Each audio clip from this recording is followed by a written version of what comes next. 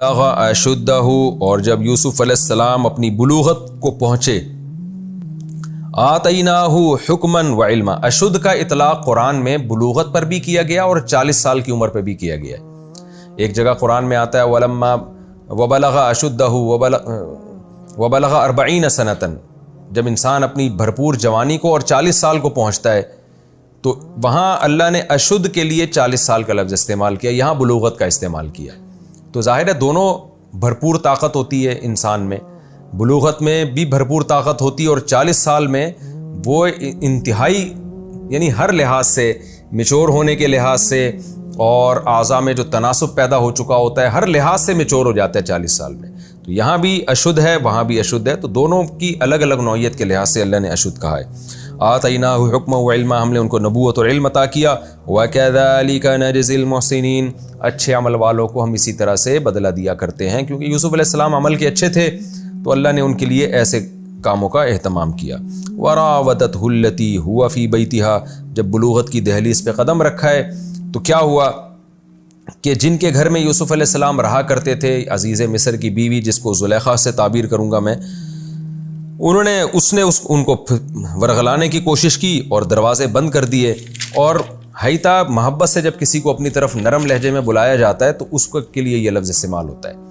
تو اور ایسے جو ہے نا محبت سے ان کو اپنی طرف بلانے لگی تاکہ وہ ان کی طبیعت مائل ہو۔ یوسف علیہ السلام نے کیا فرمایا؟ معاذ اللہ، اللہ کی پناہ، انہ ربی احسن مثوایا، بے شک وہ میرا رب ہے۔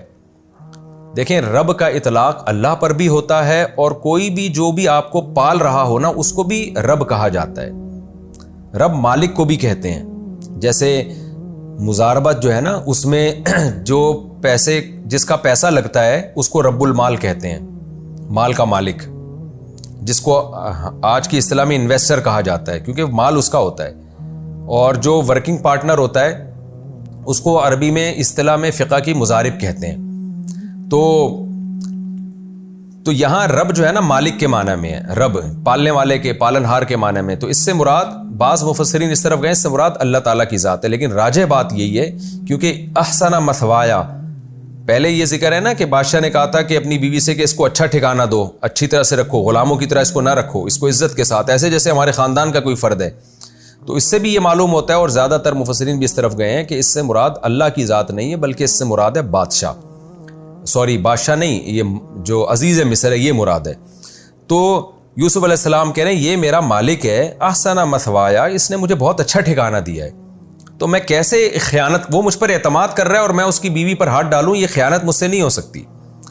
یہاں ایک اشکال پیدا ہوتا ہے کہ اصل میں تو یوسف علیہ السلام کو اللہ کا حوالہ دینا چاہیے نا، کیونکہ زنا کو تو اللہ نے حرام قرار دیا، تو اصولی طور پر بالفرض وہ بادشاہ کی عزیز مصر کی بیوی نہ بھی ہوتی اور عزیز مصر نے یوسف علیہ السلام کے ساتھ اچھا سلوک نہ بھی کیا ہوتا، پھر بھی بغیر نکاح کے کسی عورت کی طرف جانا یہ تو ویسے ہی حرام ہے۔ تو پیغمبر ہونے کا تقاضا یہ تھا کہ یوسف علیہ السلام عزیز مصر کا حوالہ نہ دیتے بلکہ اللہ کا حوالہ دیتے کہ عزیز مصر کی بیوی تو ہے یا نہیں ہے، اس نے میرے ساتھ اچھا سلوک کیا یا نہیں کیا، تو شادی شدہ ہے یا ان میرڈ ہے، مجھے اس سے غرض نہیں ہے، زنا حرام ہے، میں کیسے زنا کی طرف جا سکتا ہوں۔ لیکن یوسف علیہ السلام نے ان تمام باتوں سے قطع نظر کر کے عورت کو اس کے شوہر کا حوالہ دیا کہ تیرا شوہر کا مجھ پر اتنا بڑا احسان ہے، میں تیری طرف کیسے مائل ہو سکتا ہوں۔ تو یہ جو طرز یوسف علیہ السلام نے اختیار کیا اس میں دو حکمتیں تھیں۔ ایک حکمت تو یہ تھی کہ جب بھی کسی برائی سے انسان بچتا ہے نا تو حوالہ ایسی چیز کا دیا جاتا ہے، ریفرنس ایسی چیز کا دیا جاتا ہے جس سے گناہ کی شناعت اور زیادہ بڑھ جائے، تاکہ گناہ سے رکنے کے لیے جو موٹیویشن چاہیے وہ اعلیٰ وجہ الکمال ملے۔ وہ موٹیویشن جیسے آپ اگر بھائی سے بات چیت بند کر کے بیٹھ جائیں تو بھائی آپ کو یہ نہیں کہے گا کہ مسلمان سے بات چیت بند کرنا حرام ہے، بلکہ وہ کہے گا بھائی قطع رحمی ہے، بھائیوں سے بات چیت بند کرنا حرام ہے، تو میں تیرا بھائی ہوں۔ آپ ماں باپ کے ساتھ بدسلوکی کریں، ظلم کریں، تو ماں باپ یہ نہیں کہتے کہ ہیومن رائٹس نہیں پیش کریں گے کہ انسانوں کے ساتھ ظلم کرنا جرم ہے، بلکہ ماں باپ ایسے موقع پہ کیا کریں گے؟ باپ کہے گا میں تیرا باپ ہوں، تو باپ کے ساتھ ظلم کر رہا ہے، ماں کہے گی میں تیری ماں ہوں، تو ماں کے ساتھ ظلم کر رہا ہے۔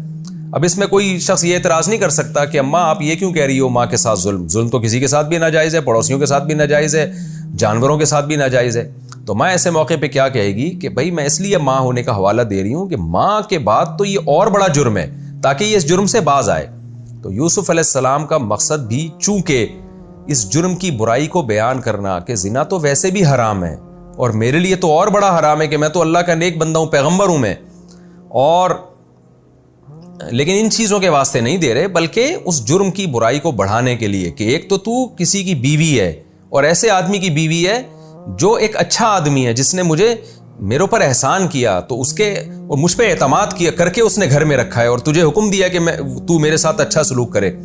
تو ایسے موقع پہ اسی کی بیوی کی طرف مائل ہونا، چاہے وہ خود دعوت دے رہی ہو، یہ تو اللہ کی پناہ، یہ تو بہت بڑا جرم ہے، تاکہ وہ اس جرم سے باز آئے، اس جرم سے رکے۔ ان کا مقصد تھا جرم سے روکنا اس عورت کو، تو اس کے لیے بلاغت کا تقاضا یہی تھا کہ اللہ کے حوالے کے بجائے، اللہ کے واسطے کے بجائے کہ خدا نے اس جرم کو حرام قرار دیا، یہ بتانے کے بجائے یہ بتایا جائے کہ تیرے میاں کے بھی مجھ پر بہت سارے احسانات ہیں، لہذا یہ تو اور بڑا جرم ہے۔ تو یہ ایک حکمت تو یہ تھی۔ دوسری حکمت یہ تھی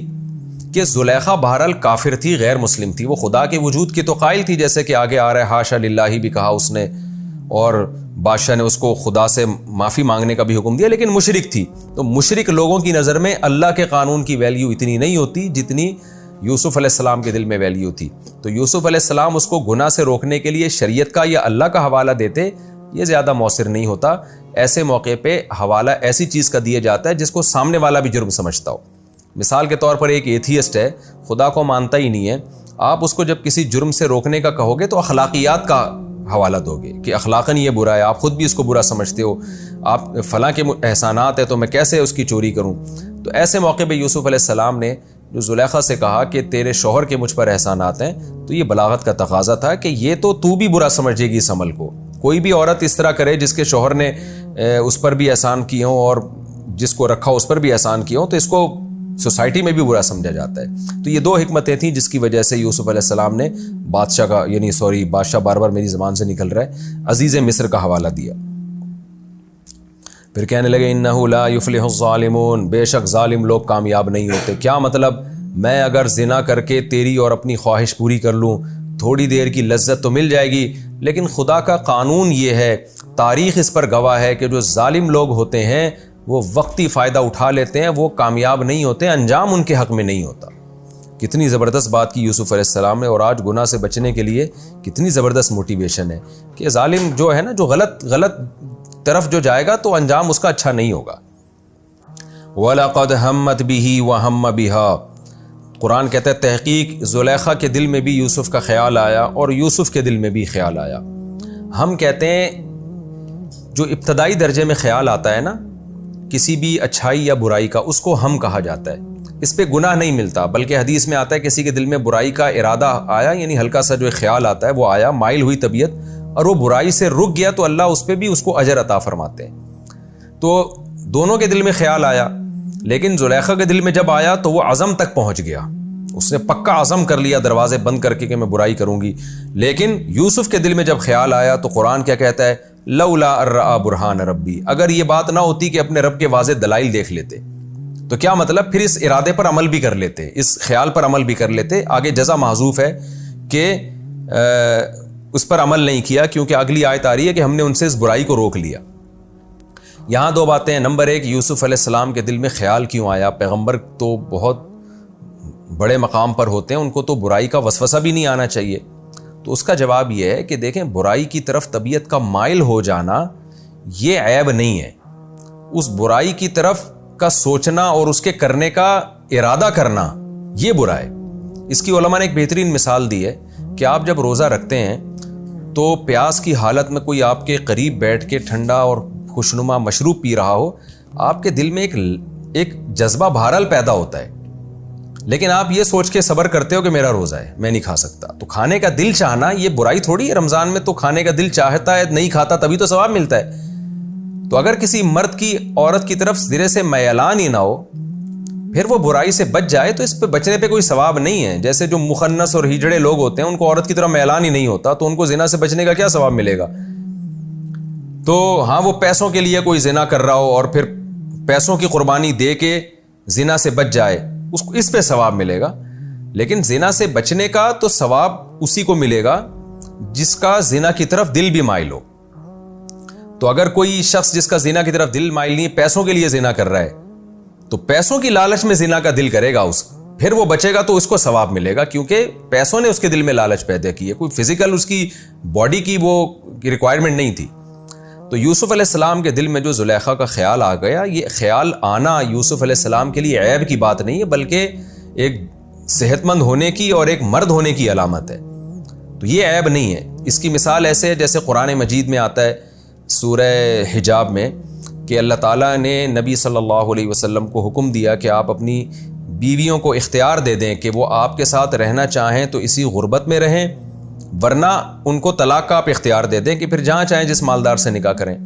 تو نبی نے اپنی تمام ازواج کو طلاق کا اختیار دیا، لیکن ان تمام ازواج نے نبی ہی کو قبول کیا کہ ہم اس غربت میں بھوک اور پیاس میں آپ کے ساتھ گزارا کریں گے، ہمیں آخرت چاہیے، دنیا نہیں چاہیے۔ اس کے بدلے میں اللہ نے ازواج مطہرات کو انعام کیا دیا کہ اے نبی کہ آپ کو اب یہ اجازت نہیں ہے کہ آپ مزید ان کے اوپر کسی کو سوکن لے کر آئیں، مزید نکاح ان کو طلاق دے کے آپ نہیں کر سکتے۔ وَلَوْ أَعْجَبَكَ حُسْنُهُنَّ، کسی عورت سے آپ مزید نکاح نہیں کر سکتے اگرچہ اس کا حسن آپ کو کتنا ہی اچھا لگے۔ یہ قرآن کے الفاظ ہیں۔ تو اب اس پہ بعض بے وقوف لوگوں نے اعتراض کیے ہیں کہ یہ پیغمبر بھی حسن کی طرف مائل ہو سکتے ہیں کیا؟ پیغمبر کو بھی کسی کے حسن سے متاثر ہو سکتے ہیں؟ معاذ اللہ، یہ تو بھائی یہ تو انسان کی نیچر ہے۔ تو قرآن کہہ رہا ہے کہ کوئی عورت کتنی آپ کو حسن لگے، حسین لگے، اور اس کا حسن کتنا ہی پسند آئے، آپ کو اس سے نکاح کی اجازت نہیں ہے۔ تو اس لیے حکیم الامہ نے اس آیت کے تحت لکھا ہے کہ یہ پیغمبر کی عیب معاذ اللہ عیب نہیں ہے، بلکہ یہ کہ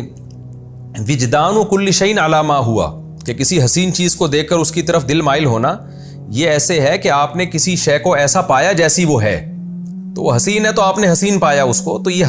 کسی جو جیسی ہو ویسا پانا یہ تو آپ کے صحیح ہونے کی علامت ہے نا۔ ایک چیز اچھی ہے اور آپ اس کو برا پا رہے ہیں، اچھی نہیں لگ رہی، تو اس کا مطلب آپ کے اندر ہی فالٹ ہے کوئی۔ تو کسی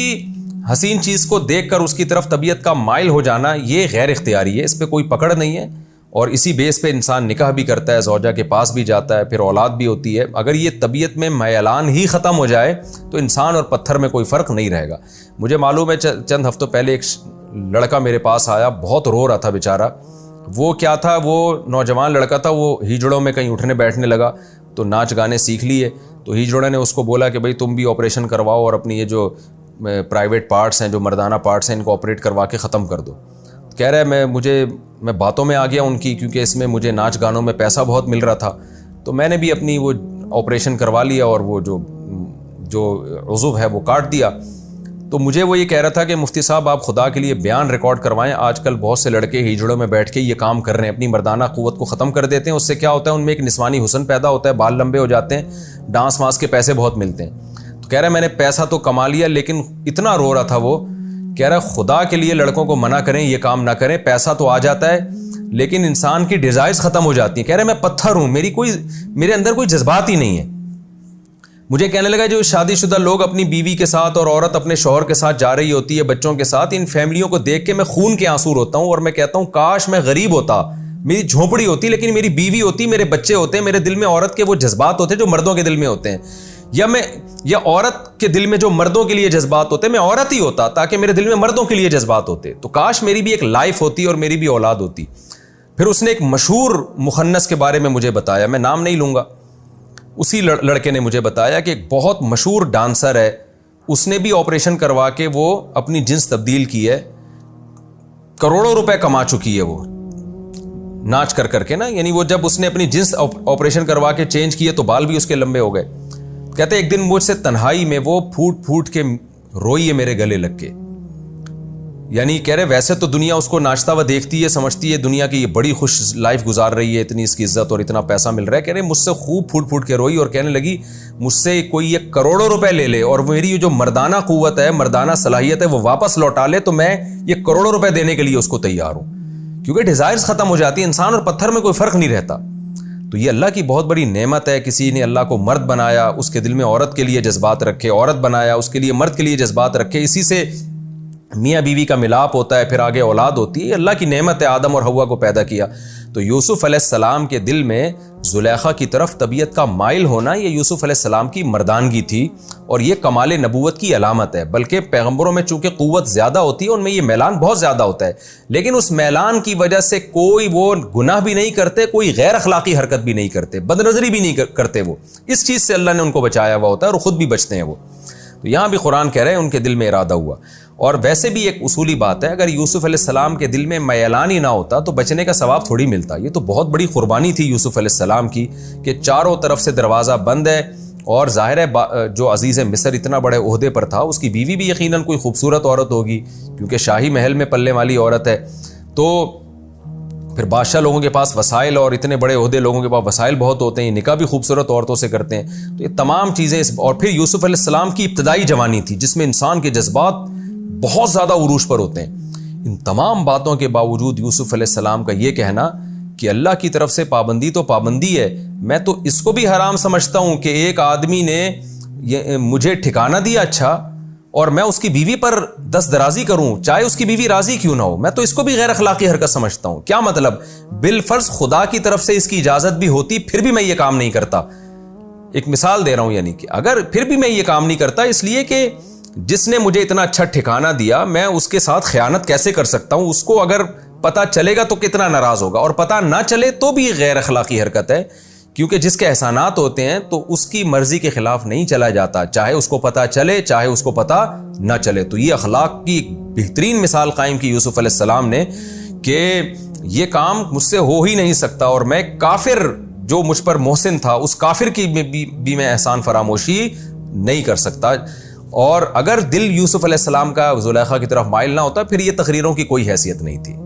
تو دل مائل تھا، تبھی یہ سب باتیں کر کے یوسف علیہ السلام نے وہاں سے بھاگنے کی کوشش کی۔ آگے قرآن کہتا ہے لولا رأى برہان ربی، یوسف کو ہم نے برائی سے بچایا، اگر وہ اللہ کی طرف سے واضح دلیل نہ دیکھتے تو برائی سے نہ بچ پاتے۔ وہ واضح دلیل کیا تھی؟ وہ واضح دلیل یہی تھی کہ اللہ کی نعمتوں میں غور کرنا، اور یہ بات پہ غور کرنا، یہ برہان کو سے تعبیر کیا کہ اتنی واضح دلیل ہے کہ جس آدمی نے تمہیں پالا پوسا ہو، عزت دی ہو،